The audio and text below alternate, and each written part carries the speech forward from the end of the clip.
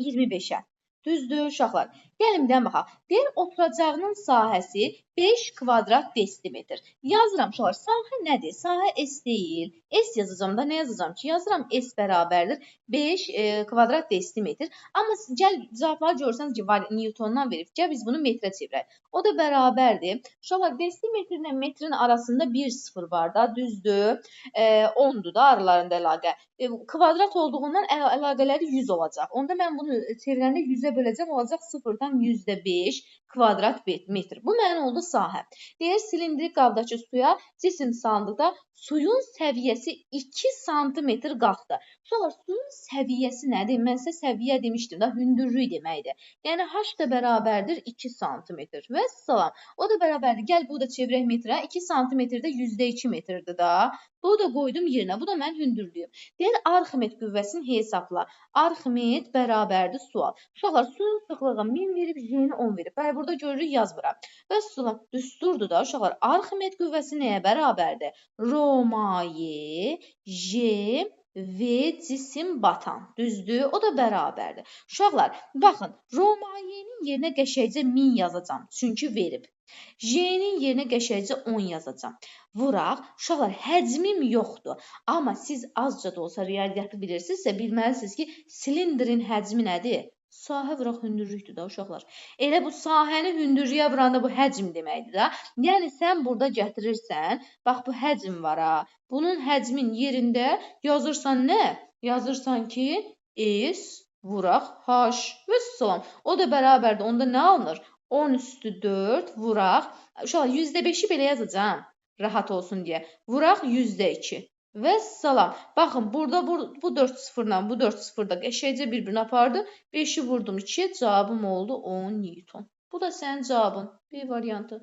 Yəni, sadəcə burada sənə həcmi versəydi ki, filan qədərdir. 2 dəqiqənin içində məsələ həll eləyəcəkdir. Həcmi verməyib, əvəzində sahə ilə hündürlük verir də uşaqlar. Sahə və hündürlük ilə həcm deməkdir da. Vuranda həcm verir da sənə. Silindir sözündən onu tutmalıydınız. Belə, qaranlıqca qalsa soruşun. Baxıram 26-ya. Uşaqlar, gəlin sizə bir dənə də söz deyim. Bax, sırf Arximed dərsində buna çox diqqət eləyin. Sıxlıq yazanda rho bərabər yazma. Bax, gör nəyin sıxlığıdır. Cismin sıxlığı deyirsə, rho indeksində C yaz. Mayenin sıxlığı deyirsə, rho indeksində M yaz. Çünki Arximeddə biz cisim və mayədən, müxtəlif cisimlərdən, müxtəlif mayelərdən danışırıq. Ona görə sən yazanda indeksində də yazmalısan ki, biləsən ki, bu rho nəyin rhosudur. Burada cismin sıxlığı ola bilər, mayenin sıxlığı ola bilər, hər şey ola bilər. Ona görə ona diqqət edirəm. Gör mənə indi nə deyir 26-da. Deyir ki, kütləsi 8,9 kiloqram olan mis cisim bu cisimdir. Yazıram M cisim bərabərdir 8,9 kiloqram. Tamamilə suya batmışdı. Lap gözəl. Deyir, cismin sıxışdırıb çıxartdığı suyun çəkisi. Uşaqlar, cismin sıxışdırıb çıxartdığı suyun çəkisi elə Arximed qüvvəsidir də. Çünki biz demişdik ki, Arximed qüvvəsi sıxışdırılıb çıxarılan suyun çəkisinə bərabərdir. Onda deməli sən burada sıxışdırıb çıxarılan suyun çəkisini hesablamaq istəyirsənsə, elə Arximedi hesablamalısan. Gəlin baxaq. Suyun sıxlığında demə burada hamısı var deyə daha yazmıram, verilib. Onda Arximedi gəlin tapaq. Yenə yazıram. Arximed qüvvəsi nəyə bərabərdir? Rho maye J və cisim. Day batan yazmıram, çünki onsa deyir ki, tamamilə batıb. O da bərabərdir. Uşaqlar, burada mən nə görürəm? Ay müəllim, mənə cismin həcmin verməyib. Verməsin da. Rho mayeni qoy yerinə. J-ni qoy yerinə. V cisim nədir uşaqlar? Cismin həcmini necə tapa bilərəm? Cismin həcmini taparam. Cismin kütləsini cismin sıxlığına bölməklə. Uşaqlar, kütləni sıxlığa böləndə həcm vermir ki sənə. Yaz da yerinə. Onda V cismin yerinə yazıram. M cisim bölə rho cisim. Vəssalam, o da bərabərdir. Rho mayeni mənə nə qədər verib? 1000. J-ni nə qədər verib? 10. Cismin kütləsini 8,9 vermişdi. Cismin sıxlığı da 8,9 vuraq 10/3-dür.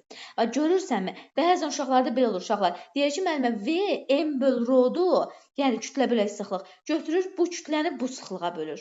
Uşaqlar yox. Buradakı həcm nəyin həcmidir? Cismin həcmi. Ona görə də kütləni sıxlığa bölüb həcm almaq istəyirsənsə, cismin həcmini almaq üçün cismin kütləsini cismin sıxlığına bölmək lazımdır. Yəni bəzi uşaq deyir, müəllimə, burada bu ronu niyə yazmadıq ki? Bu mayenin sıxlığıdır. Sən cismin həcmini tapmaq üçün mayenin sıxlığından niyə istifadə edirsən ki? Hərəsinin öz yeri var da. Mən götürüb tutalım deyirəm, Asiyanın qiymətini, Ayşənin gündəliyini yazsam xoş olar uşaqlar. Hərənin özünün gündəliyi var, hərənin özünün qiyməti var da. Burada da elə. Yəni sən əgər cismin sıxlığını tapmaq istəyirsənsə, cismin kütləsini cismin həcminə bölməlisən ya da tam tərsi. Yaxşımı? Yəni diqqətli olun. Öz sulam, da qalan hər şey var da əlimizdə. 8,9'lar eşəkcə buradan ixtisar gedir, heç məni yormurlar.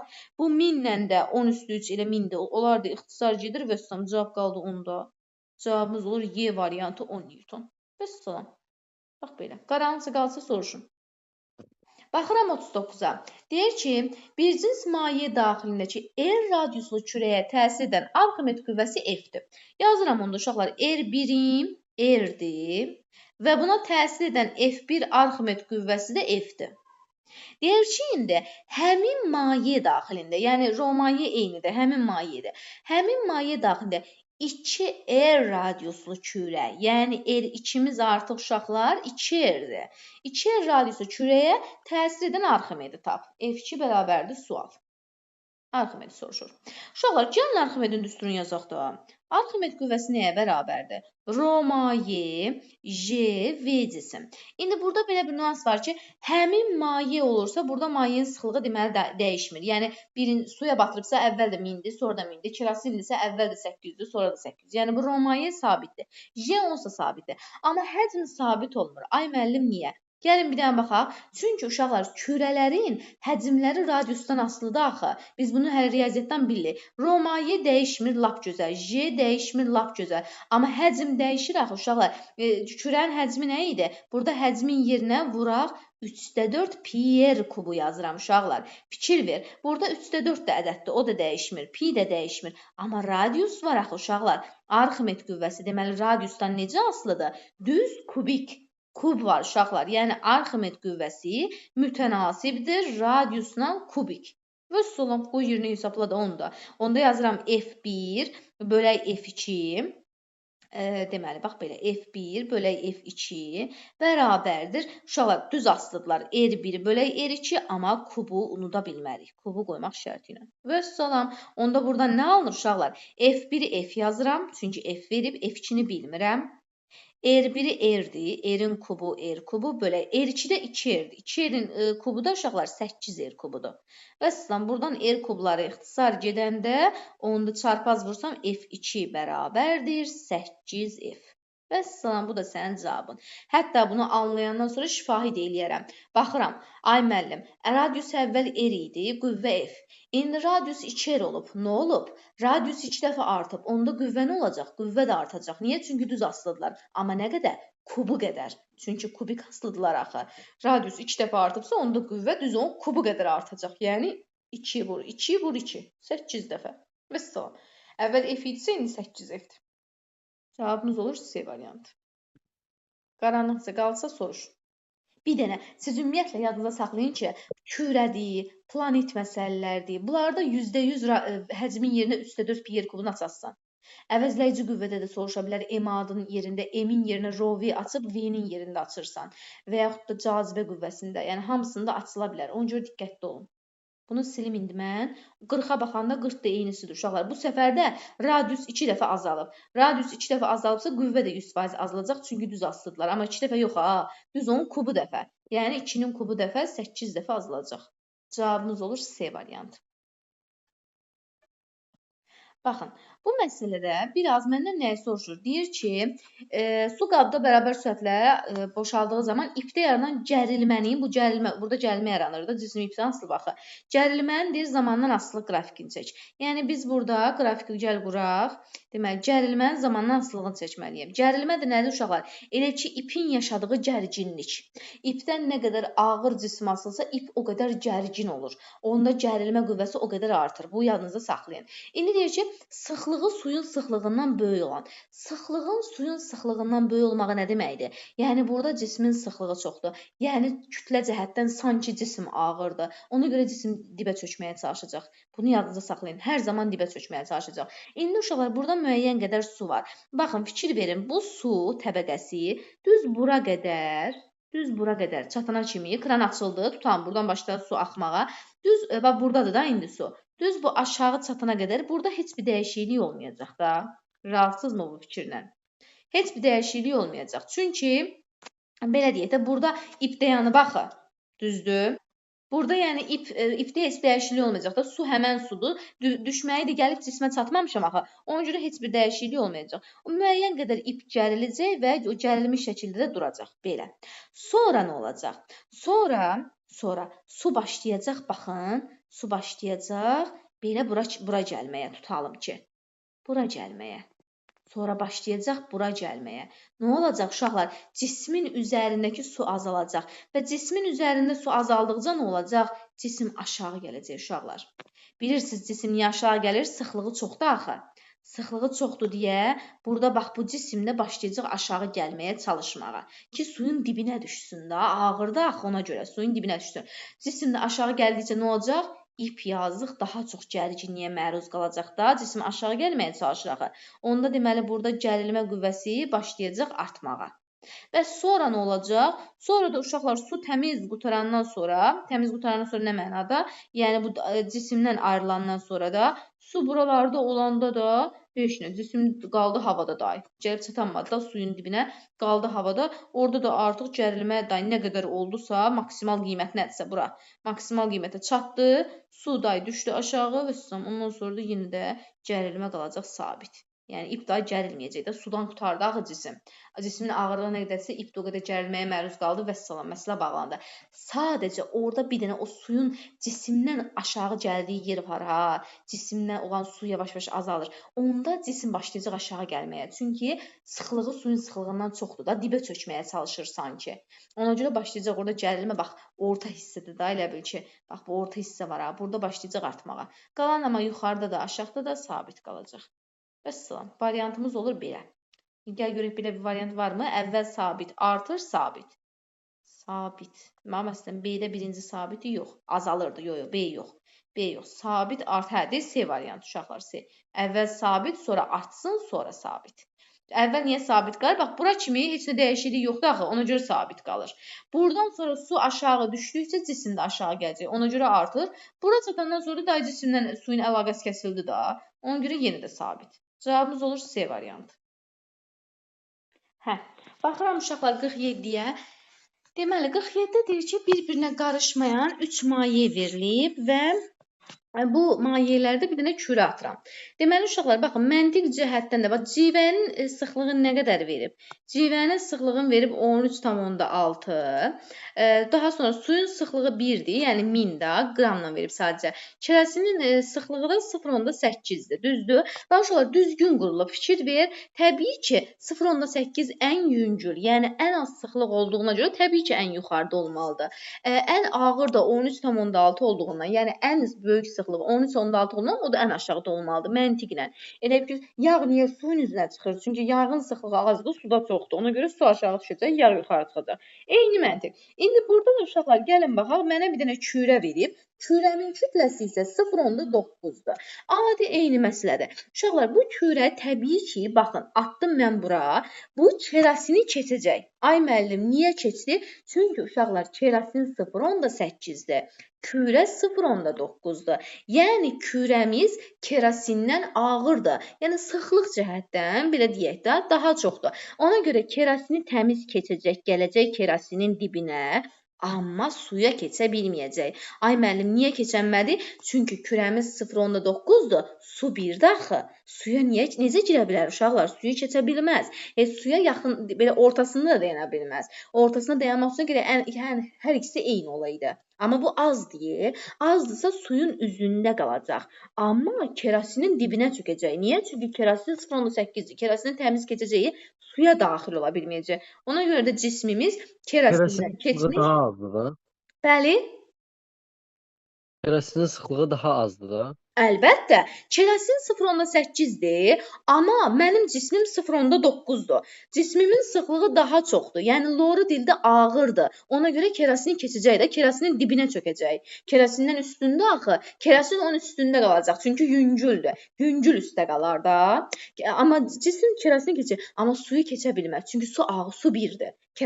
Cism 0,9-dur. Ona görə də cism suyun üzündə qalacaq. Yəni burada bizə uyğun şəkil D olur, D variantı. Baxın, elə ki, burada 3 dama qoyub da, bu kerasindir, bu sudur, bu da ki, civə. Fikir verirsəniz, cisim kerasini keçib, kerasinin təmiz dibindədir, amma suyun üstüdür. Elə ki, kerasinin dibi suyun üstüdür axı. Elə düz yeri də orada, çünki elə ədəd olaraq da 0,9 1 ilə 0,8-in arasındadır axı. Elə burada da yenə də təbii ki, arada qalmalıdır. Yenə deyirəm, uşaqlar, sıxlığı loru dildə ağırlıq kimi başa düşdü.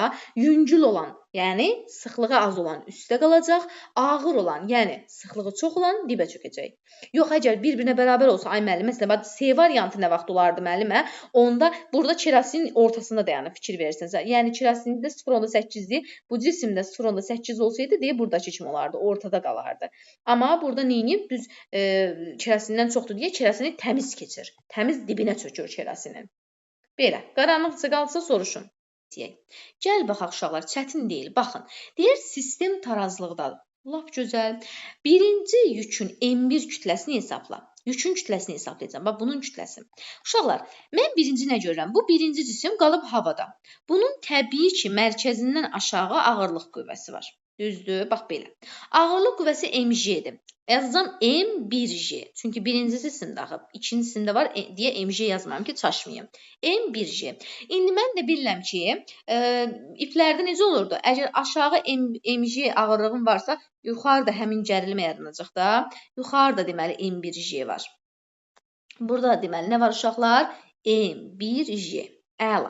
İndi gəldim uşaqlar, eyni ipdə eyni gərilmə. İp getdi. Onda deməli burada da M1J var.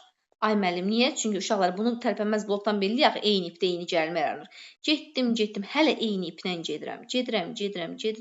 Onda deməli burada da M1J var uşaqlar. Eyni ipdə eyni gərilmə yaranır axı. Yəni bu o demək ki, bura 60 deyil, bura da 60-dır. Bura da 60-dır. Məsələn, çünki eyni ipdə eyni gərilmə yaranır. Vəssalam. İndi məsələmiz nədir uşaqlar? Yuxarı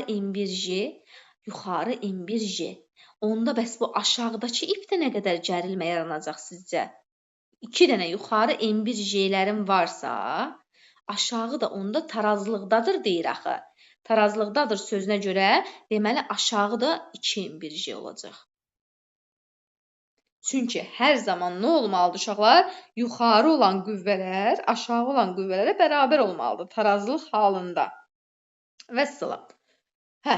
Amma gərilmə ilə iş bitmədi. Burada başqa qüvvələr də var. Qoy da yerinə. Ay müəllim, başqa hansı qüvvə var? Başqa, bax uşaqlar, M2 də yüklüdür da, yazıq. O da bir yüklüdür da. O niyə biz görməzdən gəldik ki, onun da təbii ki, M2J ağırlıq qüvvəsi var. Plus M2 cismi hardadır? Suyun içindədir. Ona görə də ona bir dənə də yuxarı Arximed də təsir edir. Gərilmədən başqa bir dənə də yuxarı Arximed var. F Arximed. Vəssalam. Bu da oldu sənin məsələn. İndi burada mütənasibliyi qursam uşaqlar nə allam? Deməli 2 M1J, bir də Arximed. Bunlar ikisi yuxarıdır. Onda yazıram 2 M1J, üstə gələk Arximed, bərabər olacaq nəyə uşaqlar? M2J-yə. Niyə? Çünki M2J də aşağıdır da. Biz həmişə nə demişik? Yuxarı olan qüvvələr aşağı olan qüvvələrə bərabər olur. Vəssalam. İndi burada uşaqlar sizə deyəcəyim açar nüans nədir? Bax, həmişə yadınızda saxlayın. Burada nə verib sənə? Mayenin sıxlığı, bölək cismin sıxlığı bərabərdir 3/1 verib. Fikir verirsənmi? Uşaqlar, həmişə yadınızda saxlayın. Mayenin sıxlığı, bölək cismin sıxlığı bilirsən nəyə bərabərdir? Mayenin qarşısında həmişə Arximed qüvvəsini yaz. Cismin qarşısında da həmişə ağırlıq qüvvəsini. Həmişə mütənasiblik var uşaqlar. Hər zaman mütənasiblik var. Bunu yadınızda saxlayın. Vəssalam. Onda deməli, burada mən nə edəcəm? 3/1 həm də nə imiş? Deməli, mayenin qarşısına nə yazırdım? Arximed. Ağırlıq da F Arximeddir. Bəli. Ağırlıq bölək Arximed. Vəssalam, onda çarpaz vursam, F ağırlıq nəyə bərabər imiş? 3 dənə F Arximedə bərabər imiş. Və salam. Ağırlıq qüvvəm 3 dənə F Arximedə bərabər imiş. Gətirib qoyursan da yerində. Onda yazıram ki, belə düşünək də, 2m1j üstə gələk F F ağırlıq mənim Arximed. hansı tərəfdəki F ağırlıqdır? Bəli. Yox, əlbəttə ki, O buradakı F F ağırlıq ağırlıqda. Burada maye və cismin mütənasibliyin deyibsə, mayedə olan cisimdən söhbət gedir də, deməli Fərid. Mayeədəki cisimdən bəli. söhbət gedir də, ay sağ ol. Çünki mayeni cismin bölübsə, təbii ki, mayedəki cisimdən söhbət gedir. Hə, bərabər olacaq nəyə uşaqlar? M2-ni mənə nə qədər vermişdi? M2-ni mənə vermişdi 6, düzdürmü? Heç burada yazmaya da bilərik. Bura birbaşa 3F Arximed də yaza bilərik ya da M2J yazaq da elə. M2J yazaq. Yəni 60. Düzdür? Çünki M2-ni 6 veribdi onsuz da. Vəssalam. İndi yazıram. 2m1j üstə gələ. Arximedi necə itirəcəm uşaqlar? Arximedin yerində yazacağım ağırlıq bölək 3. Ağırlığı da 60 aldım da. 60 bölək 3 deməli Arximedim 20 imişdi. Vəssalam. Onda yazıram 20 bərabərdir 60-a. Onda 2m1j bərabərdir 40-a. Buradan alıram ki, m1 bərabərdir 40 bölək 20. Oradan da alınacaq 2 kiloqram. Vəssalam. Cavabımız olur 49-da B variantı 2 kiloqram. J-ni özümüzdən yazdıq deyə, axırda da onsuz da burada da var J var. Yəni bunlar onsuz da ixtisar edir, yazmaya da bilərsən. Sadəcə mən özüm qüvvə ilə J-ni onsuz 10 qəbul edərik də, qüvvə ilə yazdım ki, sizə tam aydın olsun. Deməli, burada mən nə etdim? Birinci, bax, bu M2-yə təsir edən qüvvələri tapmaq lazımdır uşaqlar. M2-yə aşağı ağırlıq, yuxarı Arximed 100% təsir edir. Ağırlıq onsuz da həmişə təsir edir. Suda olduğuna görə Arximed də təsir edir. Bir də ipdə yaranan gərilmə var da. İpdən nasıl sınaq sən bunu? İpdə yaranan gərilmə var. Vəssalam. Gərilmə ilə Arximed ikisi də yuxarıdır. Onlar bərabər olacaq aşağı olan ağırlığa. Amma gərilmənin nə qədər olduğunu artıq tərpənməz blokun qaydası ilə bilirsən. Eyni ipdə eyni gərilməyə deyirsən ki, bura M1J-dir, bura M1J-dir. Əgər yuxarı 2 dənə M1J-dirsə, aşağı 2 M1J-dir. Ya da belə də fikirləşə bilərsən də, bu tərpənən blokdur da uşaqlar. Tərpənən blokda burada M1J ilə dartmısansa, deməli yükümüz 2 dəfə çox olub da. Blok 2 dəfə qazanc verir axı. O tərəfdən də fikirləşə bilərsən. Sadəcə mən deyirəm ki, siz həmişə iplə gedin ki, iplə gedəndə çaşma ehtimalınız olmayacaq. Buyurun, qaranlıqsa qalsa soruşun. Bax, bunu da qızıl qayda yaddan çıxarmaq olmaz. Onu həmişə yadınızda saxlayın ki, mayenin sıxlığı bölək cismin sıxlığı bərabərdir Arximed bölək ağırlığa. Çünki burada uşaqlar ağırlığa Arximedə bərabər olan hal var, üzmə şərti. Oradan çıxır bu da. Bu hissədə qoyduğumu müəllim hardan gəldi o? Nə? Hansı? Başa düşmədim. Deyib burada olan. Bura. Buradan gəldi də Fərid. Bax, özü sənə görə nə deyir? Maye sıxlığı bölək cisim sıxlığı 1/3-dir. Mən də sənə deyirəm ki, Fərid, harda maye sıxlığı gördünsə, onun yerinə Arximed yaza bilərsən. Harda cismin sıxlığı gördünsə, onun yerinə ağırlıq yaza bilərsən. Yəni, dolayısıyla Arximed bölək ağırlıq 1/3-dir da. Sənə maye bölək cisim kimi verib, amma sən ona Arximed bölək ağırlıq kimi baxa bilərsən. O bərabərdir 3/1. Buradan da Arximedi tap. Ağırlıq bölək 3 alınır. Aydın oldu mu? Qaranlıqsa qalsa soruş. Bu şərtdən Arximed. Onsuz da yəni bizim ağırlıq qüvvəmiz var idi də hazır. Bəli, ağırlığı kütlə 6 kiloqram verib də, ağırlığın 60 olduğunu onsuz da bilirsən. Hə, başa düşdüm. Ay, soğuk. Ağırlığın 60 olduğunu bilirəm. Arximedin də ağırlıqdan 3 dəfə balaca olduğunu bilirəm. 60-dan da 3 dəfə balaca 20-dir da. Ona görə deməli Arximedim də 20. 60 bölünsün F bərabərdir F ağırlığı, F Arximed bölünsün F ağırlığı. Ay, soğuk. Bəli, bəli. O da 3/1-ə bərabərdir da. Çünki burada özü sənə deyir ki, mayenin sıxlığı bölək cismin sıxlığı 3/1-dir. Mayenin sıxlığın cismin sıxlığına bölmə mütənasibliyi elə Arximed qüvvəsinin ağırlıq qüvvəsinə bölmə mütənasibliyinə bərabərdir. Oradan alınır o şərt. Düz aslında. Bəli, 100%. O da bilirsən hardan gəlir? Deyirəm, Arximed nə idi? Cismin mayədən sıxışdırıb çıxartdığı çəki idi da. MJ ağırlıq üzmə şərtində də ağırlığa bərabərdir axı. Buradan tap rho maye J V cisim bərabərdir rho cisim V cisim J yazıram. Elə bir ki, fikir ver nədim? M-in yerində açdım da bunu M rho V-dir axı. Vəssalam. Buradan da çarpaz vursam, elə bil ki, bölsəm, bax həmin şey alındı burada. V cisim nəticəsində rho maye bərabər rho cisim alınır.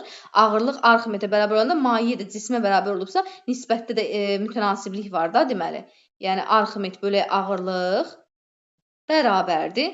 Ağırlıq bərabərdir. Arximetin yerinə yazıram rho maye j v cisim. Ağırlığın da yerinə yazıram rho cisim v cisim j. Elə bir şey m-in yerində də bu. Və salam. Buradan apar ixtisarını. Bundan bu getdi, bundan bu getdi. Bax. Arximet bölü ağırlıq bərabərdir maye bölü cisim. Mən sadəcə sizə alınmasını özüm demirəm ki, çaşbaş salmayın da özünüzü. Sən həmişə bil ki, mayenin sıxlığını gördüyün yerdə Arximet yaz, cismin sıxlığı ağırlıq yaz. Maye Arximetdir, cisim ağırlıqdır. Və salam. O mütənasibliyi yadında saxla, məsələlərində heç bir çətinlik çəkməyəcəksən. Silirəm uşaqlar bunu. Qaranlıq nəsə qalsa soruşun. Onsuz da videosunu çəkirəm, paylaşacağam. Yəni istədiyiniz vaxt açıb baxarsınız. Biraz maraqlı məsələdir. Əzbərçiliyin də olmağını istəmirəm açıq. Ona görə belə biraz dərindən keçirəm. Gəl nəyə baxaq? Gərilmə nə idi demişdim uşaqlar? Gərilmə dedik ki, ipdə yaranan gərginlikdir.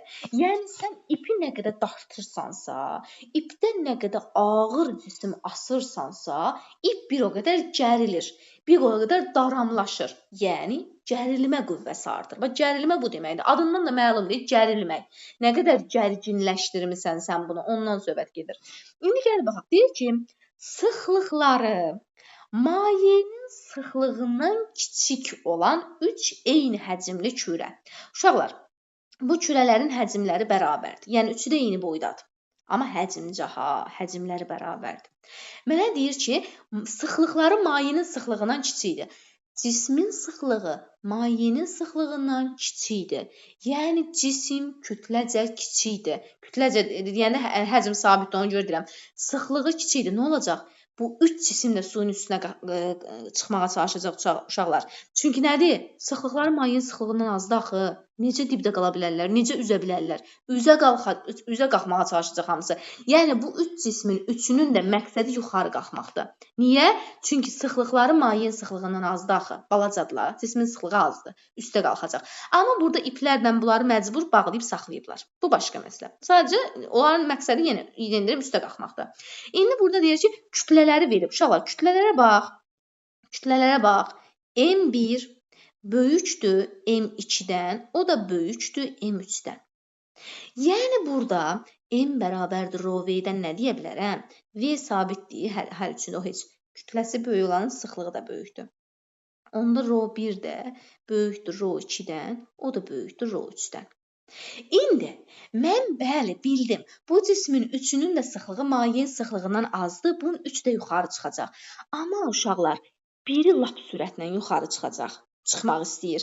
Biri biraz zəif çıxmaq istəyir. Sizcə hansı cisim lap sürətlə yuxarı çıxmaq istəyər? Kütləsi çox olan, yoxsa kütləsi az olan? Ağır olan yuxarı rahat çıxmaq istəyər, yoxsa yüngül olan yuxarı qaçmaq istəyər sizcə? Bunların üçü də onsuz yuxarı çıxmaq istəyir. Yüngül olan. Əlbəttə.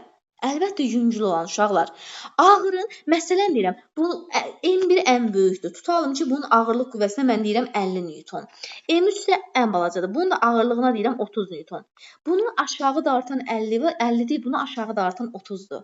Bu yuxarı daha çox qalxmaq istəyəcək də. Bu birincisi. İkinci tərəfdən də, kütlə tərəfdən baxdım. İkinci tərəfdən də sıxlıq az olanda cisim üstə çıxır. Bunların üçünün də sıxlığı sudan azdır. Üçü də üstə çıxacaq. Amma bu rho 3-ün sıxlığı ən az olduğundan o ən yüngüldür və onu yuxarı dartan daha çox olacaq. Çünki aşağı dartan azdır. Kütlənin az olmağı, ağırlığın az olmağı deməkdir. Elə ki, bu yüngüldür da, yuxarı qalxmaq istəyir. Vəssalam. Deməli, bunun kütləsi ən az olduğundan bu daha çox yuxarı qalxmaq istəyir. Daha çox yuxarı qalxmaq nə deməkdir? İpi daha çox gərginliyə məruz buraxmaq. Elə bir ki, bu da yuxarı qalxır. Daha çox gerilir. Bəli, bəli. Amma bu daha sürətlə qalxmaq istəyir uşaqlar. Bu M1 yenə cəhənnəm biraz yavaş qalxırsa, bu M3 lap sürətlə qalmaq istəyir. Yüngüldə axı gücü çatmır aşağıda qalmağa. Qala bilmir. Üstə qalxmaq istəyir. Vəssalam. Onda burada gərilmə olaraq deməli ən çox T3 gəriləcək. Sonra T2 gəriləcək, ən az da T1 gəriləcək. Hər üçü gəriləcək, söz yox. Çünki bunların hər üçünün sıxlığı azdır. Sadəcə birinin sıxlığı lap azdır da, o lap sürətlə yuxarı çıxmaq istəyir. Bax, məntiq cəhətdən bu şəkildə məsələyə baxa bilərik. Yəni bizim məsələmizin məğzi bundan ibarətdir, belə deyim. Yəni bu şəkildə məsələyə baxırıq. Buyurun, qaranlıqca qalsa soruşun. Yəni kütlə ilə gərilmə arasında burada tərs asılı qurursa, amma o nəzərdə tutma. Sabah onlar birdən sənə belə bilər şəkli. Burada artıq tamam fərqli olacaq. Ona görə də yəni çalışın ki, sadəcə bax ki, bunun yuxarı hansı daha sürətlə qalxacaq? Təbii ki, ən yüngül olan. Bəs yuxarı qalxmaq, ipi gərgin, məsələn, belə şəkil olsa, uşaqlar, belə şəkil olsa, belə. Tutalım ki, şəkil belədir. Cisimlər yuxarıdan baxanda burada da su var. Burada əgər bunun kütləsi ən azdırsa, bunun yuxarı qalxmağı ipdə gərginlik yaratmır. Əksinə ipi yüngülləşdirir. Elə ki, yuxarı qalxanda ip yumşallar, gərginləşmir. Deməli, burada artıq kütləsi ən çox olanın gəlməsi ən az olacaq da. Yəni, kütləsi ən az olanın daha doğrusu gəlməsi ən az olacaq. Başa bildim necə? Yəni ona görə də şəklə baxmaq lazımdır ki, şəkil nə şəkildə verilib, ondan sonra danışırıq. Belə.